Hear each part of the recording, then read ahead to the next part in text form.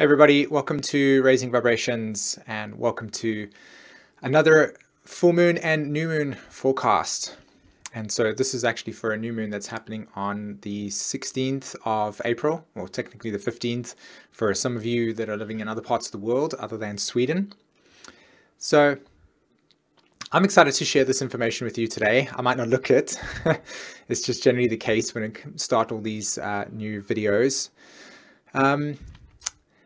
So this is really an interesting new moon because there's quite a profound amount of internal shifts that are taking place for us that, normally over the last 5 to 6 years, we've been experiencing a tremendous amount of internal shifts, changes in our lives, awakenings.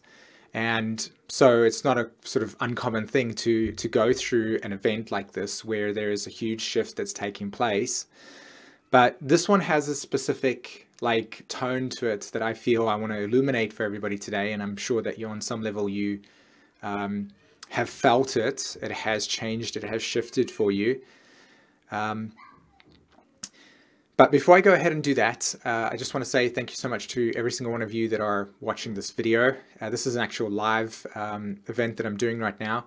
And if you're participating live, and you're on the Google chat, I'd be happy to respond to some questions afterwards if you feel so.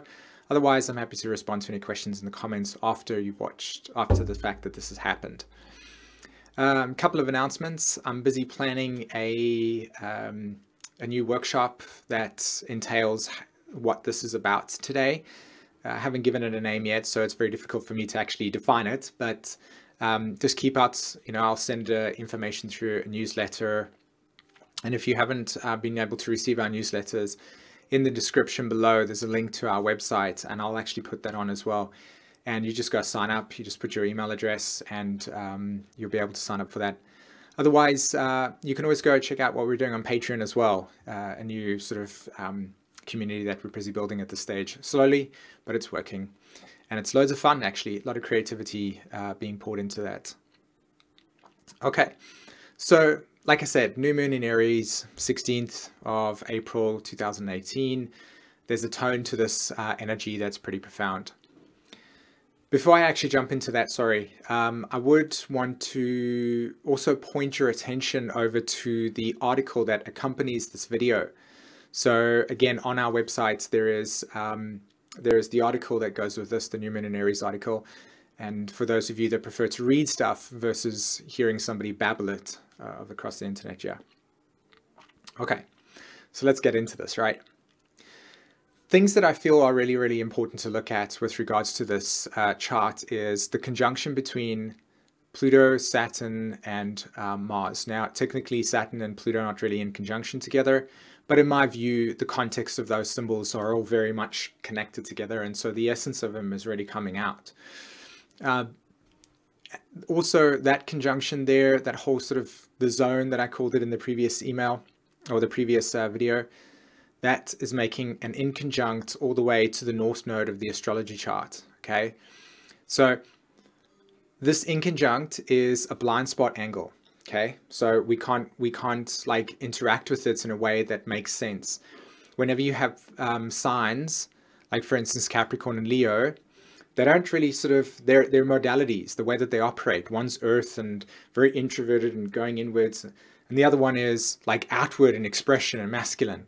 They kind of just don't really gel together, and they're trying to find a formulation with regards to that. So that inconjunct creates this kind of tension within our psyche that promotes growth, but yet we don't really get sort of clarity around it, okay? So that inconjunct that's sitting over there. Let me just have a look over here. So somebody said in the chat they can't see the chart. There we go. Okay, a little bit of a delay. All right, so north node of the astrology chart, Leo, and I'm going to talk about that. Then also over here, which is the big deal, it's the sun conjunct the moon in Aries and the Uranus conjunction as well. So this whole entire new moon is landing on this connection to Uranus. All right, so there's definitely something going on around outer planets at this stage, because you've got Mars and Saturn, or Mars particularly on the Pluto, which is an inner planet and an outer planet. And then you have the two luminaries, the sun and the moon, making a connection to Uranus as well. So there's another focal point on the outside planets. Okay. And at the moment, on this new moon taking place, Mercury is also going direct, right? It's on a stationary at the moment. So that energy is reflecting release, right? So Mercury is another aspect here. So it's Uranus, Sun, Moon conjunction, this over here, the zone as I like to call it, and then its connection to the North Node. And then finally Venus in opposition to Jupiter, right? There we go, Venus in Taurus at 19 degrees in opposition to Jupiter in Scorpio, right? Jupiter being retrograde as well. And Jupiter making a trine to Neptune. So let's go ahead and have a look at this nature of Pluto, Mars, Saturn structure. And also, if you notice as well, there's some tension aspects being made between Pluto and the Sun, Moon, and Uranus, okay?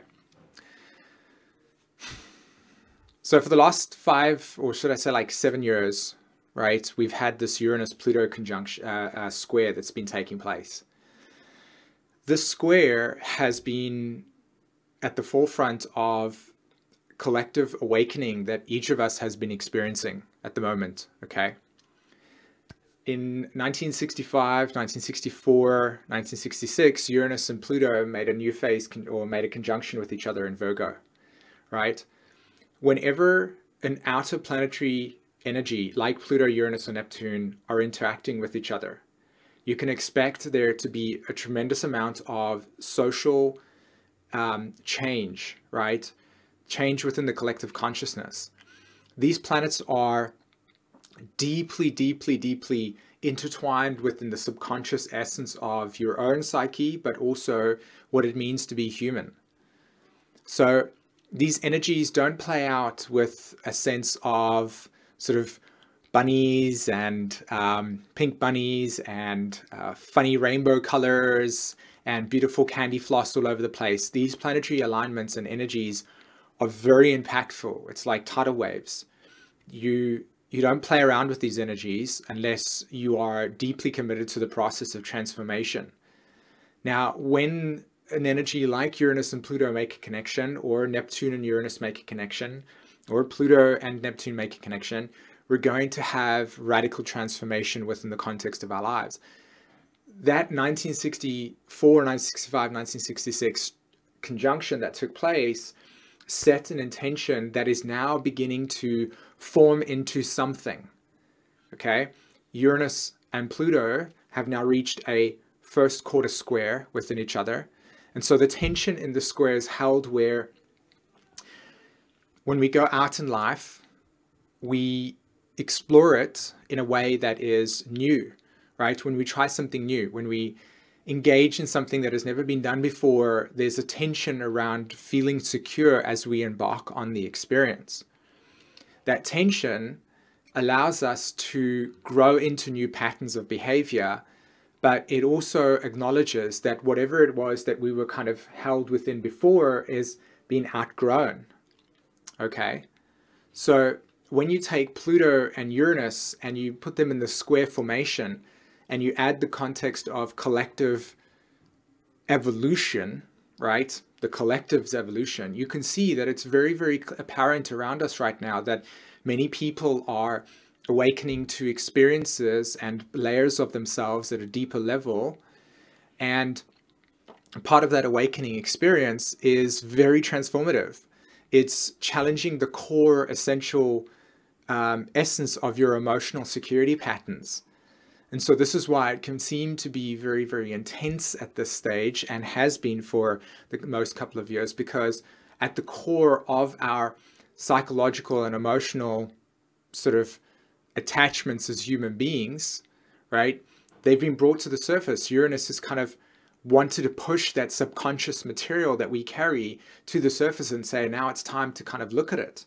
And Pluto's going, okay, I'm going to help us kill off these things. I'm going to help us like recognize that there are patterns within our psychological and emotional behavior that no longer support us.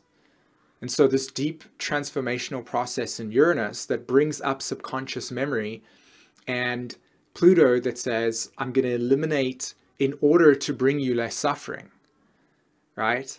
I'm going to eliminate in order to bring you less suffering. So these two energy planetary archetypal structures over the last 7 years have been initiating this process of liberation, Pluto in Capricorn, right? From the structures that have once defined our sense of identity. And this is pretty deep, you know, this is deep in the sense that everything that we as human beings defined as the way of existing has been challenged on some level, and we've had to grow, first quarter square, into a new experience. And yet, on the other side of the new experience, there isn't anybody turning up and saying, hey, by the way, this is the way to go. So naturally speaking, we've kind of looked to deeper transpersonal knowledge systems to help us objectify what is actually occurring for us. So through this kind of process of 7 years, you'll have noticed that there's been a very big influx of astrological sort of personalities show up on YouTube, right? And numerology and human design and gene keys and all of this type of stuff to try and help the ego, which is this little personality that we carry that's in the moment, that this is this lifetime, this very time defined sense of identity, make sense of a peripheral essence of human evolution occurring. Do you get the imagery that I'm trying to project to you when listening to this? It's like the context of our existence is here, and yet the context of what is actually evolving through us is so much more wider than we can actually sort of make sense of in this singular mind-orientated existence, that we're going to struggle under trying to materialize, digest, and understand what is occurring for us.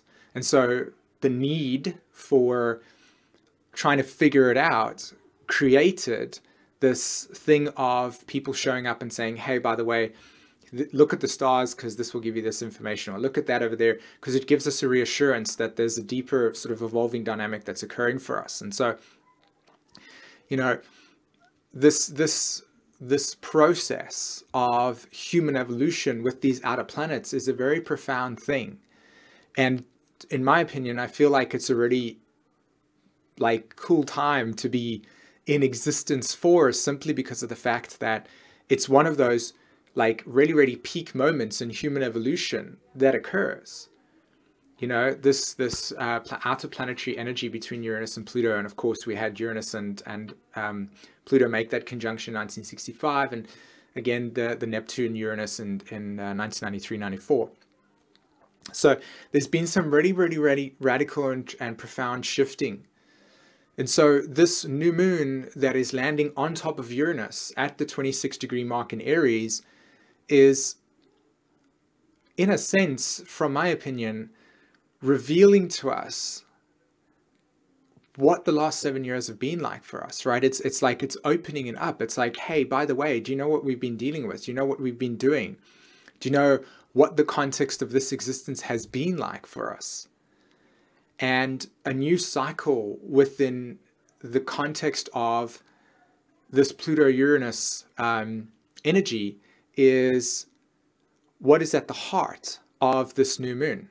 That's why I say, to me, I think it's a very special new moon, because it really does carry a pure alignment and a pure sort of channel, not only because it's the sun and the moon, to this outer planetary conjunction square that's taking place, but it's also activating it within you to say, where are you going to place your energy going forward? What has this meant for you over the last couple of years? You know, how have you interacted with your life's transformation, that at this point in time, if you took a step back and said, is this where I am after the aftermath of this hurricane that's taken place? Is this where I am? Is this where I want to go forward? And that's a really powerful thing to really ask yourself. Is this where I want to go forward? Is this where my essence is at this stage? And for most of us, if we bring it closer to home and we ask ourselves what progression in our lives has given us liberation and freedom from the context or the paradigm of existence that we've had before this whole entire 7-year cycle. Are you content with that? Are you happy with this process? And if not, then the question isn't how can I fix it? The question is, with the whole entire process of Jupiter in Scorpio, Venus in Taurus, what necessary kind of adjustments within the context of your values and your subconscious attachments are bonding you to not feeling liberated, not feeling awakened within yourself. And the context of awakened, when I say this from my point of view, is simply that it's, hold on, this existence over here that I have in this finite body, right, that's very limited to where it can move without sort of things like transportation or airplanes or something, is in this moment right now. And yet there's this background story of human evolution that's occurring sort of parallel and side by side and through us as well, that's also existing. And how do we cultivate, nurture, and bond with both of those realms so that they become singular, so that they become ego in alignment with outer planetary evolutionary contextual sort of existence, right? Let's just make it simple. Let's say, where is your purpose in alignment with a deeper meaning, and how are you progressively through your life nurturing that, honoring that connection as a way of life as well? And it doesn't have to be something like to the extreme where, you know, you're just solely dedicated to that process. I think there can be quite a lot of lack of spontaneity and joy when it comes to living in that way. So I hope that that kind of like really sort of hits everybody on some level with regards to the essence of this chart. So when we look at sort of the sun and the moon there at 26 degrees Aries as it conjuncts Uranus, for everybody, right? You must have, I mean, most of us, let's just say 80%, because there's always one person who's going to put up his hand, well, I didn't fall under that category. So, but for 80% of us, we've had to experience quite a lot of frustration over the last couple of days leading up to this new moon, because and from what I've observed, this Saturn in Capricorn, Mars in Capricorn, Pluto in Capricorn, the zone area, squaring the sun approaching Uranus, and of course the moon also approaching Uranus, they're in fundamental signs of frustration, right? Aries wants complete freedom, and Capricorn says, no, I need boundaries, restriction, control, I need definition, because the last thing that I want is chaos. I don't like chaos, says Capricorn, right? It doesn't support safety, right? Aries goes, what safety? Have you noticed that I've got a flame over here with some sort of gasoline? I need light. I don't care about if I burn my arm off, at least I'm charging in. So when you have planetary energies connecting with these two sort of essences, you're going to see that there's going to be a kind of tension between freedom and control, freedom and control, freedom and control. And you would have noticed frustration arise with you and sort of anxiety as well. I mean, anxiety probably would have been one of the biggest things that people would have experienced, because of the fact that not only does Aries initiate new direction, Capricorn says, no, let's keep everything safe. And the combination between those two energy sort of essences moving through the brain, moving through the psychology of the human being, creates a sense of insecurity. And then as it leads up to the actual new moon itself, it connects to Uranus. Now, we carry quite a lot of post-traumatic stress disorder within our collective field. It's just one of the things that it means to be alive as a human being at this point in time. One of the reasons why I attribute it to the case is because when Saturn interacts with the outer planets like Neptune and Pluto, Saturn can't really digest and comprehend the magnitude of what Neptune and Pluto are already actually trying to reveal to us. It's just overwhelming. It's just those outer planets are deeply, deeply intense. and they don't have human empathy when it comes to what happens to us. It's just the nature of evolution. So when you take the human ego in its survival sort of state, in its state of limited awareness, and you interact with these outer planetary energies, we're going to have a tremendous amount of sort of trauma occur for us, especially if we're not cultivating a deeper relationship to these outer planets and what they mean. That's why I feel like it's such an important role to honor the essence of Chiron in the chart, and to honor what Uranus is trying to point to beyond the cycle of Saturn.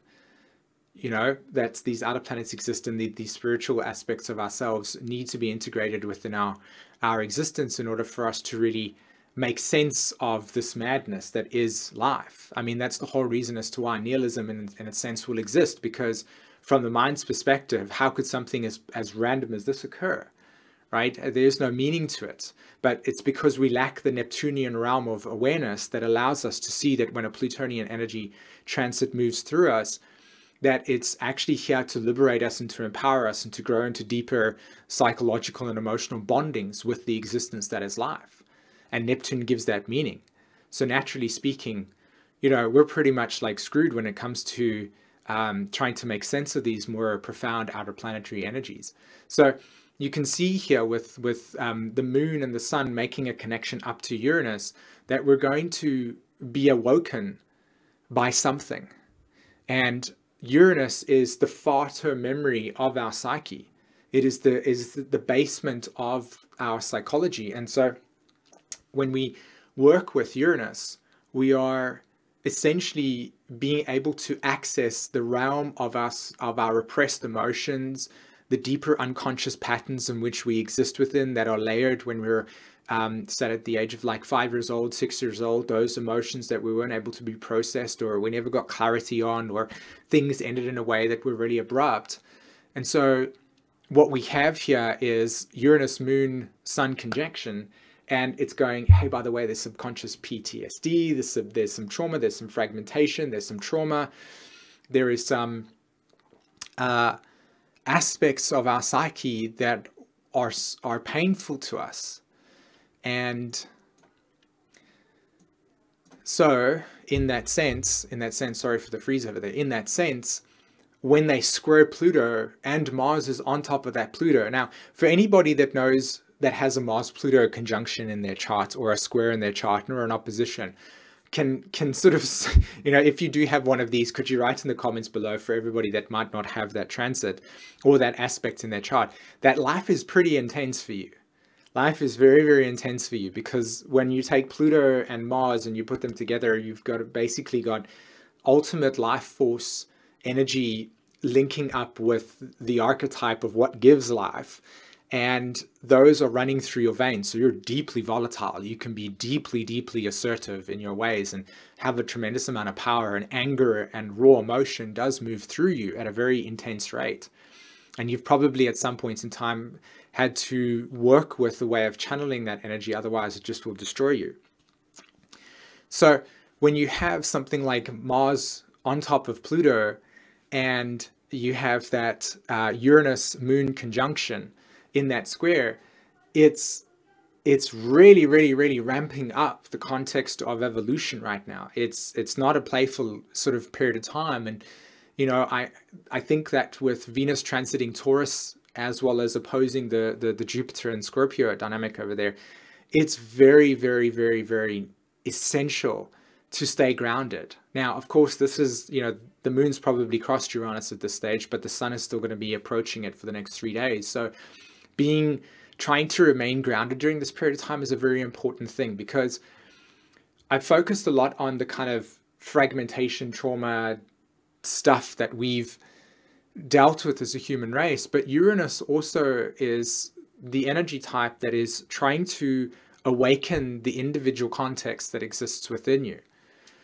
So, you know, I talk about this with all of my astrology students, that Uranus, not Uranus, but individuation, the blueprints of the future, the potential growth cycle of your life is all coded within the Uranian realm. So when you observe, for instance, like a tree or any plant formation or any animal, You never ever see them having counsel with another plant or with another tree or with another animal going, hi, I need your astrological expertise, or I need you to kind of like help me process this deep psychological thing. And the reason why is because inherently within each organism, including us, our divine, not divine, our essential nature is already coded within it, because the origin of our existence. Now think about this, guys. Think about this really, really profoundly, because this is the trine from Neptune to Scorpio in opposition to Venus in Taurus, right? The origin in which we originate from contains everything that this journey is going to be about. And the imagery that I want you to encapsulate within your mind's eye is, think of the seed, think of the moment of your conception, think of the Fibonacci sequence as it starts out as a single point and then fans out like that. Everything within the context of life on Earth originates from an origin. And within the context of that origin is the whole entire blueprint of your existence. It's there. The karmic patterns, the ancestral karma, the nature of how those planetary energies are going to unfold through transits. That's why you would want to observe transits in your life, because you're observing the unfolding expression of your existence. So when we look at this Uranian essence within the context of this chart over here, we're also having this beautiful alignment of the sun and the moon connect with the origins of individuation that is unique to you. And it's there to be awoken. So insight and inner calling and inner knowing are the other side of this story. And with Pluto and Mars making a conjunction over there, it's almost as if it's like it's an alignment with soul. It's an alignment with an sort of like an involution leading to evolution, right? The cracking open, the breaking down of structures and molds that have once been your life story. So in the New Moon article, we call rewriting your life story. And when we can get into the narrative, when we can get into the stories that we have attached to the experiences, and we objectify Uranus, those stories, and we ask ourselves, where within the context of that story have we entwined disempowerment? Where have we entwined psychological states of feeling lost or traumatized, or in some sense, I would just say confused, dazed, right? Disassociated. And how do those patterns replay in yourself that then, when manifested into your life, becomes the very thing that says, hey, this is what your life's about. And so therefore we reinforce it back to us. So this energy that's right now is really, really, really, really, really penetrative. It's really in your face. It's right there at the core. And it's saying, here's an opportunity with very, very powerful outer planetary symbols activating and pushing through and saying, enough of disempowerment, enough of non-acceptance of self, enough of patterns of thinking that have kept you isolated or detached and broken down, but stepping into something that rejuvenates you, that revives you, that reawakens you. And this is not a very simple process. So I'm not saying all of a sudden just go out there and be like, okay, cool, Simon said that. It's not about that. It's about being able to rewrite that story in your practice, in your daily practice of cultivating the bond between self, i.e. this personal self, and these outer planetary energies that are really here to open us up to deeper realms of our existence. So again, with the opposition between Jupiter and Taurus, it's an invitation to say, what are the essential needs?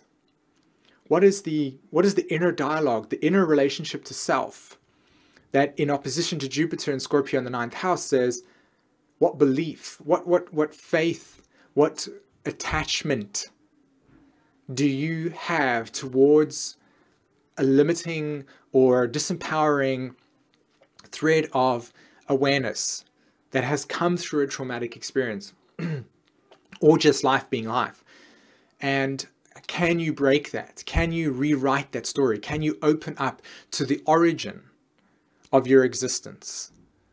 Can you illuminate that aspect within yourself and use these planetary energies to involute that and break that down for that new spark of power to come out? So it's a very profound thing. And you know, when I look at the Pluto connection all the way to the North Node in Leo, that in conjunct is playing this role where the purpose of our destiny is not found by the existential definitions that society has labeled us and boxed us in to be relative to our own relationship to security needs.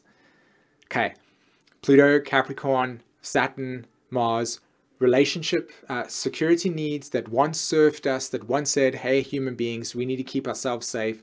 So here's a kind of picture of boundaries that supports that process. But yet inwardly within that self, we've reached a new point, a new plateau, a new stage in our emotional growth that allows us to say, okay, we've got this under control. Let's begin to recognize a forgotten essence within us. That essence is that each of us has our own time.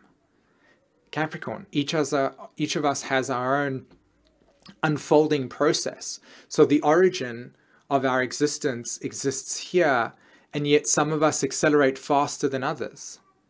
Where do we develop and cultivate the awareness that each of us has different times in which we speed up our evolution through a very intense transit, and when it's time to just chill out and relax and observe and, you know, be there with that life period or that phase?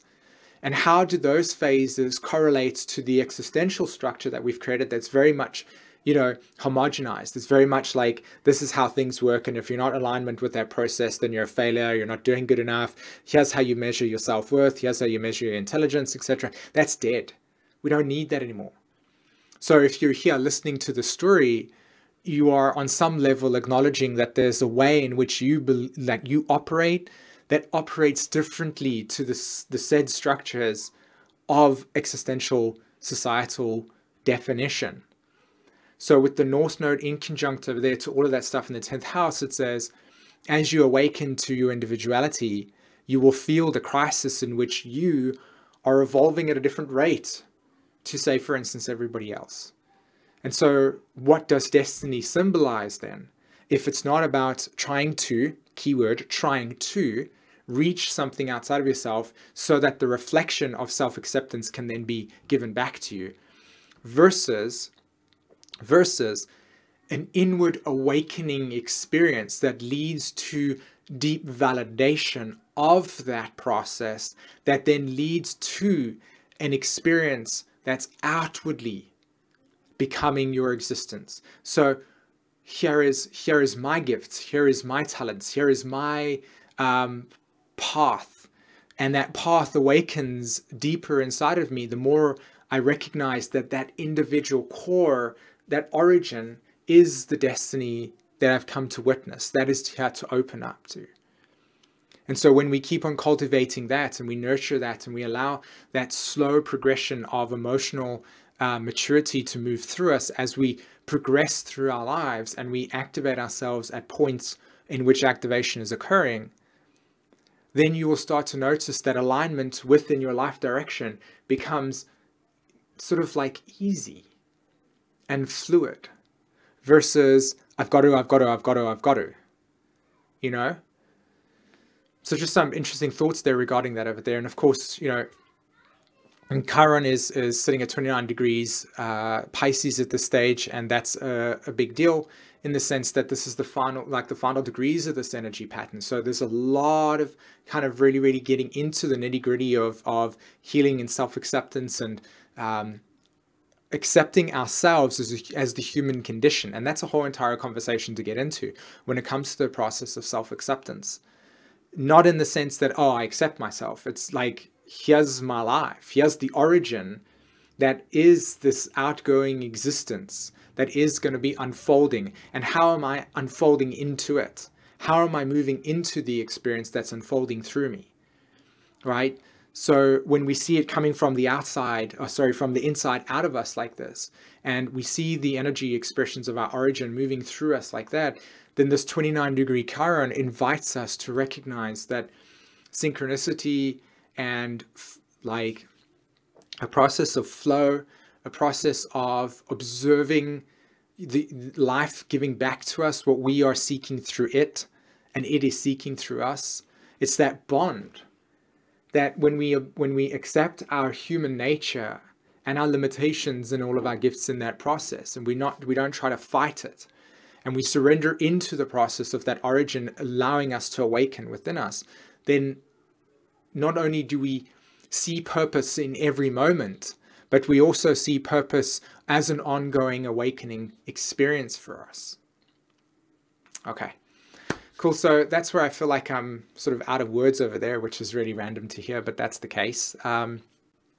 So I hope really that somebody, you guys got something out of this experience. I've got some energy left, some sacral energy left to maybe interact with anybody that's on the chat at the moment.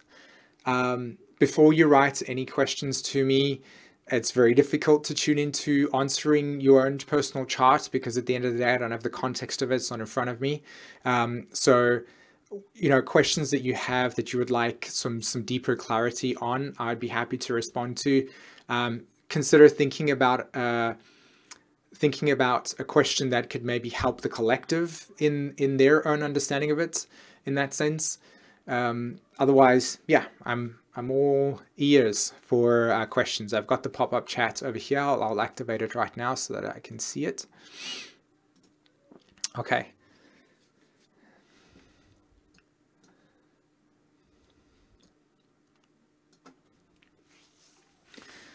So let's see, anybody been writing? Oh, wow, there's a ton of people that's been writing stuff. Hi, everyone.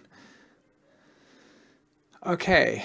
What if you don't have Aries in your chart? Mind of an empath? Well, no, that's not true. Everybody has Aries in their charts. It might not necessarily be as predominant in your life because you could be working on other areas of it. But we all have a Mars in our charts making or doing something.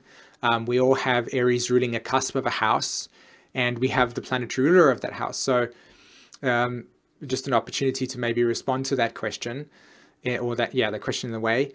You can see here, okay, this chart is not a good example, but let's say, for instance, you had Aries ruling the 4th house of the astrology, right? So that line over there, it's, okay, hold on, I'm in the wrong place completely. Sorry, guys. There we go. So there is the 4th house line, right? 1, 2, 3. Here's the 4th house, Cancer. Let's say Aries is on the cusp meaning where the house begins. Let's say Aries is sitting on the 4th house cusp, right? And you don't have anything in Aries in 4th house here, okay? And then let's say, for instance, which will most likely be the case, let's say you've got Mars sitting in your 7th house, right? So 4, 5, 6, 7. Let's say Mars sits in your 7th house, but in Cancer. Do you notice that in this example, even though you don't have a house full of Aries, like your 1st house doesn't have any Aries planets in there, and your 4th house, because of the sign ruling the Aries sign ruling the cusp, doesn't have any planets there, you actually have Mars in Cancer, which the Cancer archetype is essentially the same as the 4th house. So even though Mars is not, and there's no planets in your Aries sign, you'll have Mars in Cancer. So there's always going to be repeating themes. You could have Mars square the moon, as an example. You could have, so do you see how that process works? You've got to look for those types of dynamics in there, okay?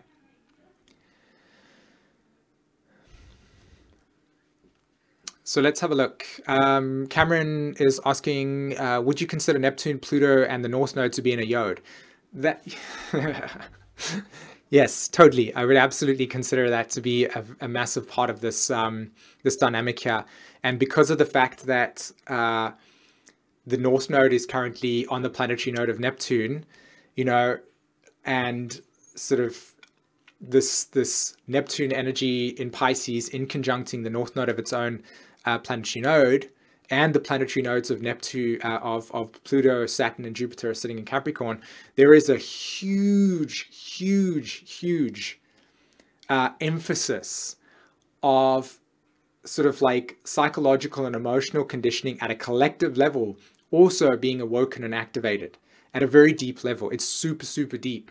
But if I were to give a sort of diagram of how this would work, I would say, here's the planetary energies that you're looking at today, right? So that's what you see on the chart over here. Here's the circle. And in that circle contains all of the emotional, psychological, and intellectual identity and identifications that we're processing. So today's conversation was me tapping into this field, but putting it through the lens here, because most of us don't work with planetary nodes. But in terms of this actual process of what's evolving, this little bubble that we're talking about today, these planetary nodes are actually at the forefront of what is actually pushing this evolutionary dynamic. So even when we would try to figure out, oh, Venus is in, Taurus as an example, it means this, you've got to be observing that the context of these other planetary energies are actually shaping this more sort of singular Venus in Taurus energy. And so you've already got to, that's when you want to really go deep into this context. So there are a lot more sort of cycles, or should I say realms of awareness that are pushing through at this point in time. But if we're sort of observing it through that lens over here, a lot of it's going to move through us, and we're not going to really be sort of awoken to it. Okay. Jacqueline writes, are there any thoughts about once the sun catches up with Venus in this current phase? That's a really good question, to be honest. I don't actually know. I haven't looked ahead to see when that conjunction will take place. Will Venus still be in Taurus at that point in time, or would it be in Gemini, the couple of degrees in Gemini? It's a really good question. I'm not sure, to be honest. But I would suspect that the contents of what this new moon was about will begin to become formed within the sort of become more grounded. That's what I intuitively picked up at this point in time. It's like as the sun moves through Uranus and catches up to Venus, it's going to start sort of like bringing the illumination of what this has meant for us in a way that we can actually start to comprehend and digest and practically implement within our lives, so that we can actually transform and use that energy to transform ourselves. So yeah, if it's going to take place in Taurus, I mean, Venus is moving pretty fast at this point in time. So I don't know. It's possible that it might be in Gemini. Like I said, I'm not sure. If it is in Taurus, then it's just going to be an amplification of these essential needs that are going to be reshaping the way that we consider value to us. Like, why do we value these things? But ultimately, intuitively, what I pick up from just trying to tune into that, it's like, and this naturally happen, it's like the wave of awareness that's arisen today will progressively start to become more apparent to us as the sun moves closer to Venus, because it's a personal planet, right? Okay.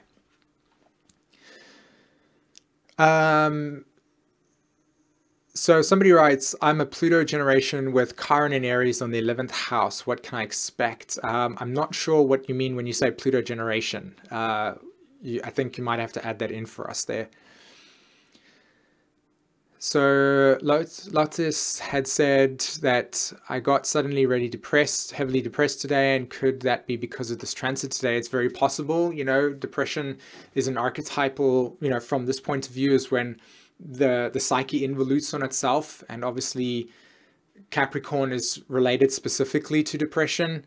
Capricorn, Pisces, and Scorpio are also archetypes that tend to actually lead to the reasons as to why suicide can exist. Not saying that this is going to happen to you, but please, if anybody is feeling that way, I'd encourage you to go and talk to somebody, even if it's just to try and help out with that process of grief.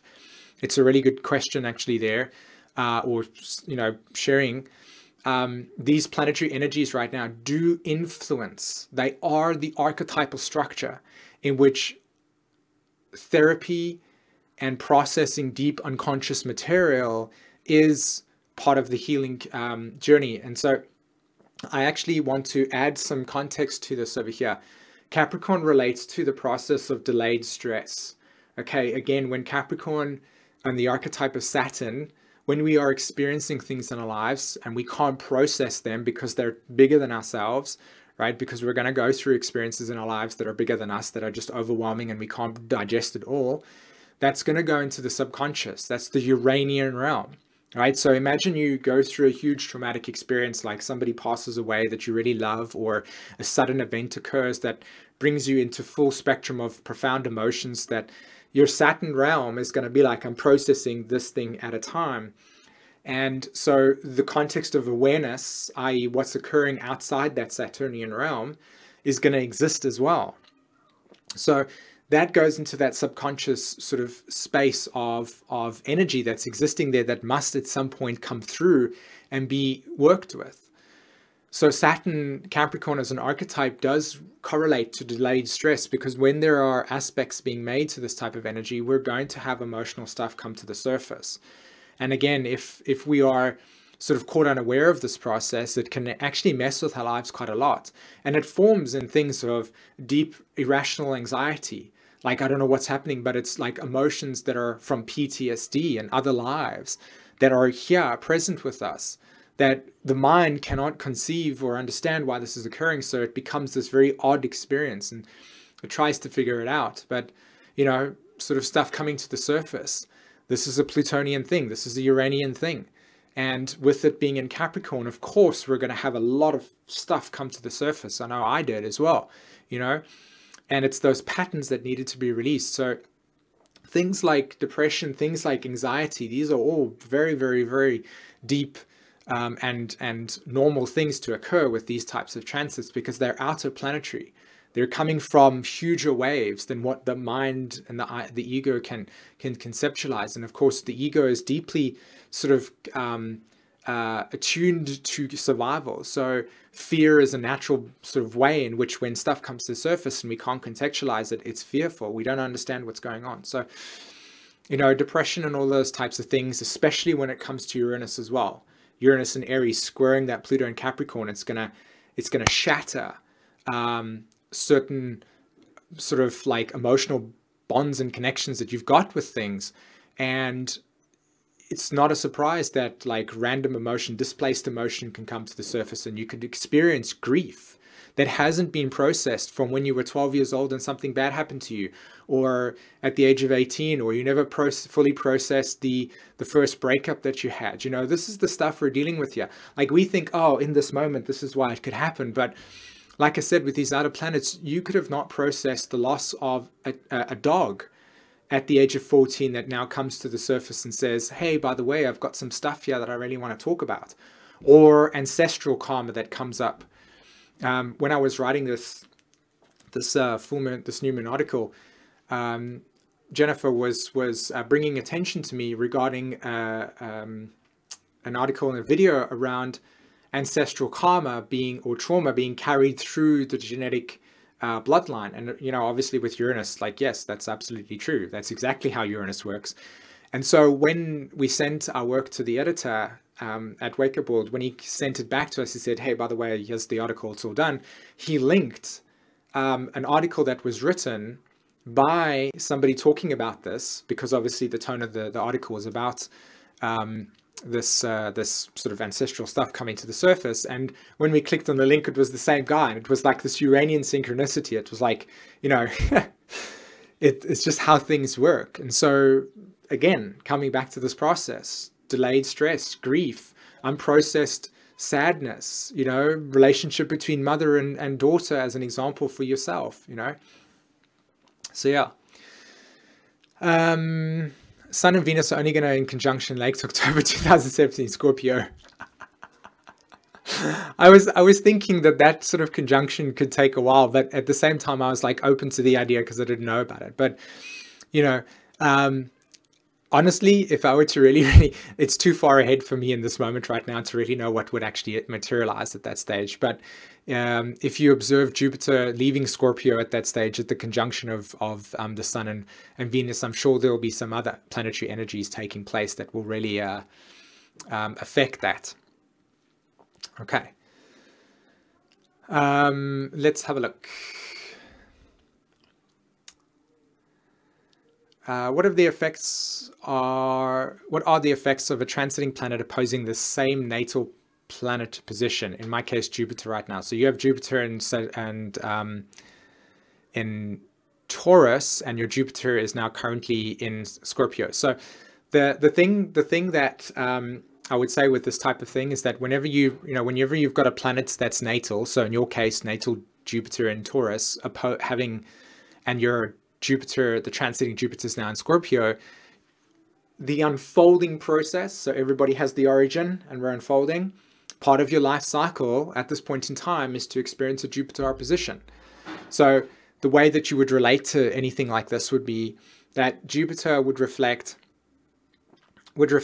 a process of expansion and growth in Taurus. And the screen just jammed out over there for a second. Okay, so Jupiter in Taurus would mean something to you, and then when Jupiter goes into Scorpio, it's obviously going to force a need to objectify and also get into whatever was occurring for yourself when you had your Jupiter return. So look at what was happening in your Jupiter return and see how that's come to a kind of fruition right now in the opposition, okay?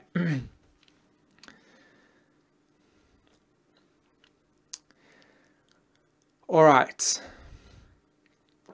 Okay, peeps, I think I'm going to sign off today. I really actually enjoyed spending some time with you. I really hope that you found something out of today's channel and conversation. Don't forget to check out the article that's on our website. Also, don't forget to check out what we're doing on Patreon. Don't forget to sign up for the newsletter, where we'll be releasing a new workshop that will be coming out soon. Similar to the one we did earlier this year or last year, where it was looking at the purpose of your existence. So we're going to be creating a workshop where we actually work with from the pain of our separation into unity with awakening these outer planets. So busy forming that at this stage. So I will post a link to our website in the chat, as well as also the comments and the description. Go sign up for the newsletter, go read the article, and much love to everybody. Take care, everyone. Thanks very much for meeting us. Bye-bye.